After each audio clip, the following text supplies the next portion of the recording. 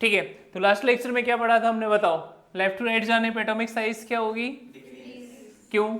यहाँ पे क्या आएगा? Lithium, beryllium. आफ्टर दैट क्या आता है बेटा? Boron, carbon, nitrogen, oxygen, fluorine, and यहाँ पे क्या आएगा बेटा? नियॉन। तो आपको सबसे बड़ी बात याद ही रखनी है कि एटॉमिक साइज जो डिक्रीज होगी वो कहाँ तक होगी? सिर्फ हेलोजन्स। ठीक है, इसका रीजन बताओ, ऐसा क्यों होता है? नॉट ओनली हेलोजन, पहले इसकी बात, अपन नोबल गैस की बात बाद में करेंगे। तो अगर मैं इसका देखूं, लिथियम एटॉमिक नंबर कितना होता है? 3। Electronic configurations 1s2 2s1। इसका कितना आएगा बेटा? 2p2, sorry 2s2। ठीक है, इसका कितना आएगा बेटा? 2p1। इसका कितना आएगा बेटा? 2p2। ये कितना होगा अब आपका? 2p3। So you will observe कि जो भी नंबर ऑफ इलेक्ट्रॉन बढ़ रहे हैं बेटा वो कहाँ पे बढ़ रहे हैं? सिमिलर सेल के अंदर बढ़ रहे हैं। आए समझ में? कहाँ पे बढ़ रहे हैं इलेक्ट्रॉन? कौन सी सेल में बढ़ रहे हैं इसमें बताओ? फर्स्ट या सेकेंड? तो number of electrons are increasing in a similar shell. तो मतलब आर पे कोई वो नहीं हो रहा है, मतलब जैसे अब टॉप टू बॉटम की बात करते थे तो वहाँ पे क्या होती थी रेडियस, बताओ जल्दी? इंक्रीज, क्योंकि नंबर ऑफ सेल्स क्या हो रहे थे? बढ़ रहे होते हैं। लेकिन यहाँ पे ऐसा नहीं है, एक ही सिमिलर सेल में आपके सारे के सारे इलेक्ट्रॉन्स इंक्रीज हो रहे हैं। तो इसकी वजह से क्या होगा? जेड इफेक्टिव बढ़ेगा। So whatever I am going to teach you, आप जेड इफेक्टिव की मैं बार बार बात कर रहा हूँ और आपको माइट भी कंफ्यूज कर रहा है कि है क्या जेड इफेक्टिव। तो जेड इफेक्टिव मैंने आप लोग को लास्ट में लिखवाया था शायद, लास्ट लेक्चर में। क्या होता है? Effective nuclear charge. इसको कैसे निकालते हैं? Z minus sigma. और सिग्मा यहाँ पे क्या होता है बेटा? आए समझ में कि नहीं? तो स्क्रीनिंग कांस्टेंट समझने के लिए हमें एक इफेक्ट पढ़ना होगा, that is known as what बेटा? कौन सा कांस्टेंट है ये? Screening constant. आया समझ में? तो इसको अपन और भी क्या बोलते हैं? Shielding constant. तो दोनों एक ही बात है। बारिश से बचने के लिए क्या करते हो तुम लोग? अम्ब्रेला यूज करते हो। अम्ब्रेला लगा लेते हो तो होता है क्या? भीगते नहीं हो ना? ठीक है बेटा, अब देखो, अगर मैं कोई एक किसी सील्डिंग इफेक्ट पर आता हूँ तो आपको पहले मैं ही समझा देता हूँ कि सील्डिंग इफेक्ट क्या होता है। आए समझ में? चलो, इसके लिए मैंने आपको एक लिखा, कौन सा? ये कितनी सेल लिखी है इन्होंने? 1 2 3, 3 ही सेल लिखे हैं। मैं 4 का एग्जाम्पल दे देता हूँ। मैंने यहाँ पे लिखा स्कैंडियम। स्कैंडियम का एटॉमिक नंबर कितना होता है? 21। So can you right the electronic configurations for this? या राइट। कितना आएगा बेटा? यहाँ पे कितना आ जाएगा? आर्गन होता है, फिर कितना आ जाएगा? 4s2 और 3d1। अगर मैं इसको ऐसे ही ना लिखूँ, पूरा लिखूँ तो कितना आएगा? 1s2 2s2 2p6, after date 3s2 3p6 4s2 3d1।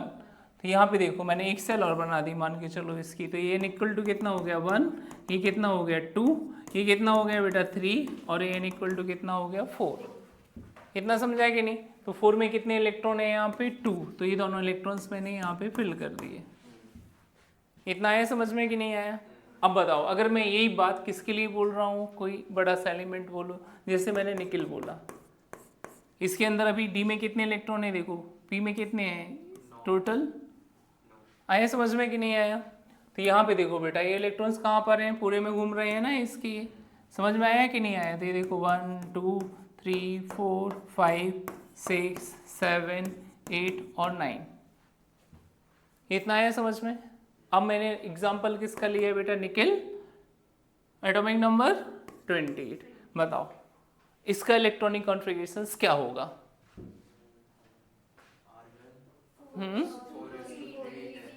4s2 3d8।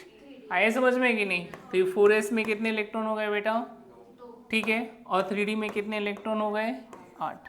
अब मुझे फिर से क्या करना है? ये इलेक्ट्रॉन्स कहाँ पर एंटर होंगे? जल्दी बताओ, कहाँ पर एंटर होंगे बेटा?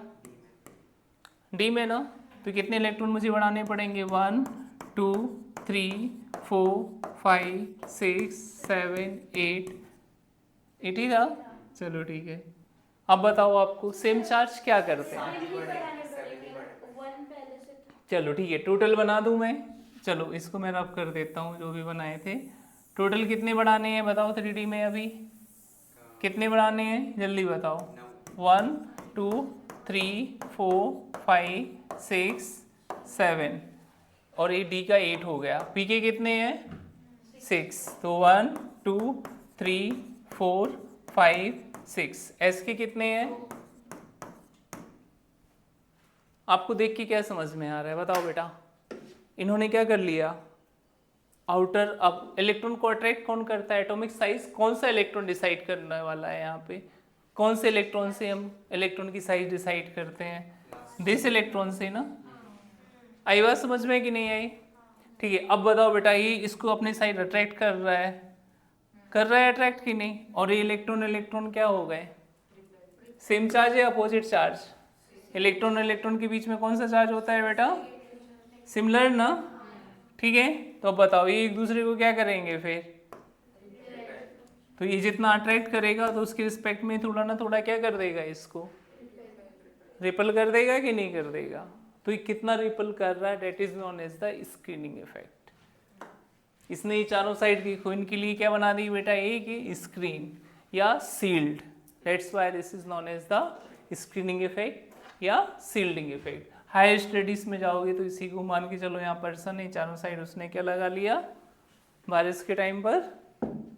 अम्ब्रेला। सो अगर आप हायर स्टडीज में जाओगे तो उसको वो अम्ब्रेला इफेक्ट भी बोलते हैं।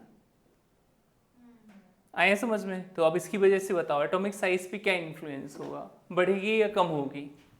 कॉमन सेंस से यूज करके बोलना। बताओ बेटा, सील्डिंग इफेक्ट की वजह से एटॉमिक साइज क्या होनी चाहिए? बढ़नी चाहिए या कम होनी चाहिए? क्यों बढ़ेगी? हाँ, रिपल कर रहा है, रिपल करके कहाँ जाएगा बेटा?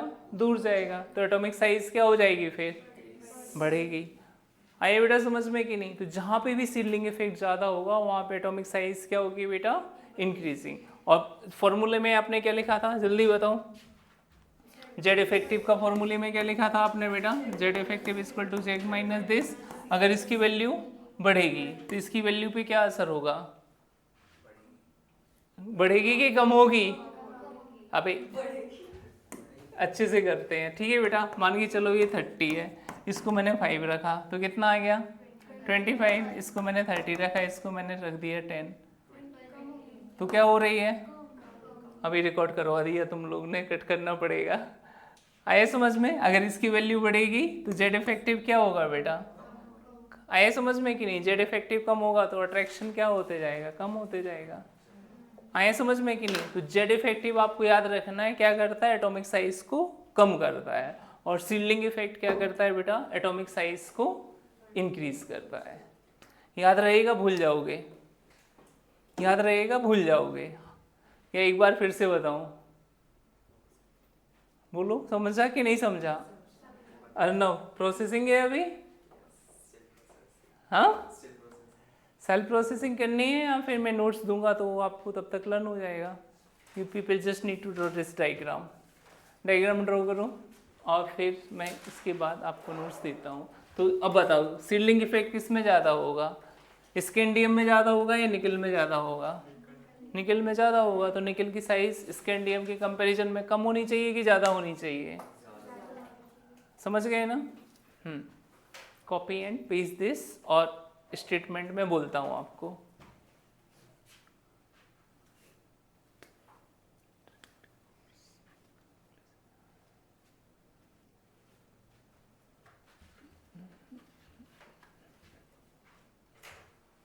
और ये आपको अपनी क्लास के अलावा किसी को एक्सप्लेन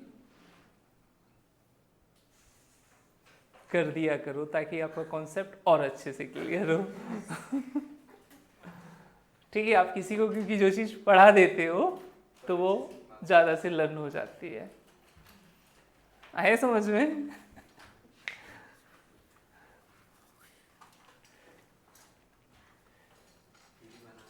हाँ, उसी के लिए मैंने टाइम दिया है। आज आपका atomic size and ionisation energy में ये 2 कॉन्सेप्ट आपके खत्म कर दूंगा। या फिजिक्स का कैंसिल करके पूरा ले लो क्या? केमिस्ट्री 2 चैप्टर ही खत्म करें। कल कौन सा डे है? फ्राइडे ना होगा मेरा फिर। हाँ,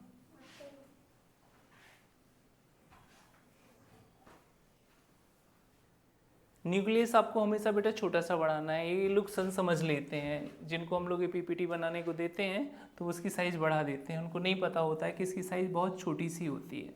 क्या पढ़ा था आपने रदरफोर्ड एटॉमिक मॉडल में कि very few particles back to its path, that means उसकी साइज़ क्या होगी बेटा, बहुत छोटी। तो ये थोड़ा इन्होंने समझ लेते हैं इसको, तो वो बड़ा सा बना देते हैं। ठीक है,